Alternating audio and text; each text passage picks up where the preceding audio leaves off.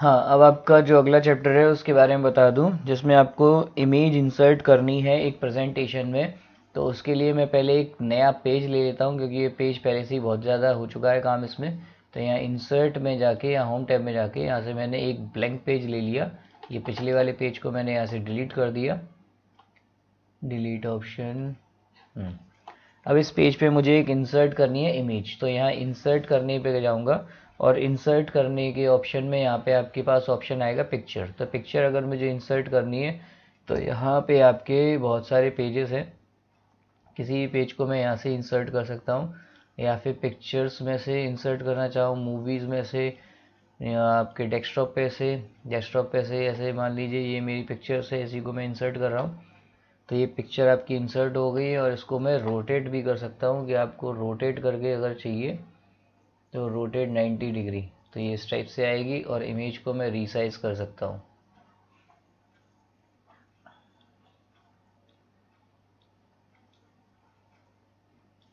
ये इसके एजेस को पकड़ के खींचने से इमेज को मैं रीसाइज कर पा रहा हूँ। ठीक है, और छोटा कर लेता हूँ इमेज को, और ये इमेज मैंने यहाँ बीच में ले आया।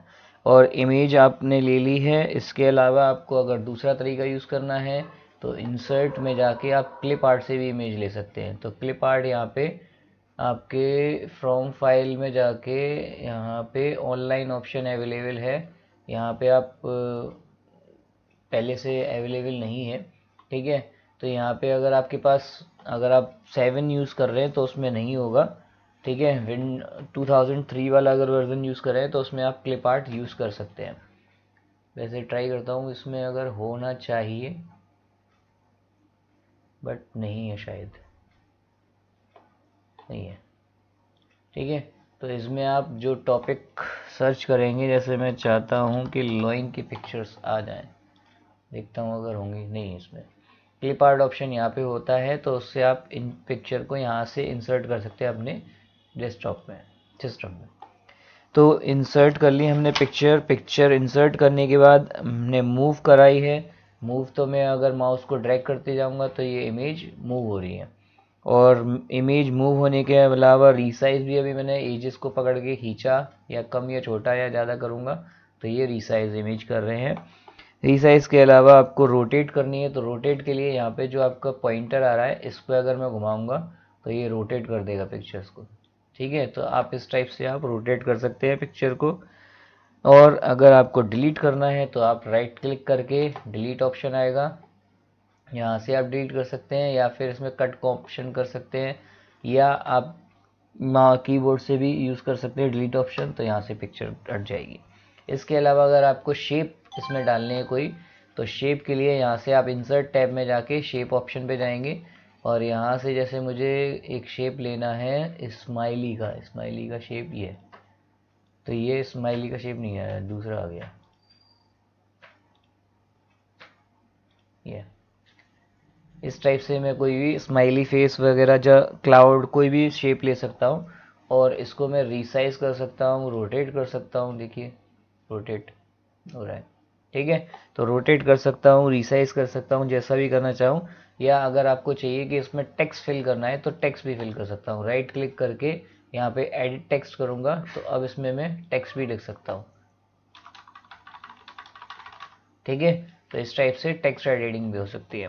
इसके अलावा ग्रुपिंग की बात करते हैं कि अगर आपको दो फोटो या दो इमेजेस को एक साथ करना है, जैसे मैंने एक ये ले लिया, इसके अलावा एक और स्माइली या और कोई ऑब्जेक्ट ले लेता हूँ, जैसे मान लीजिए ये ले लेता हूँ। अब इन दोनों को मुझे एक साथ लेना है।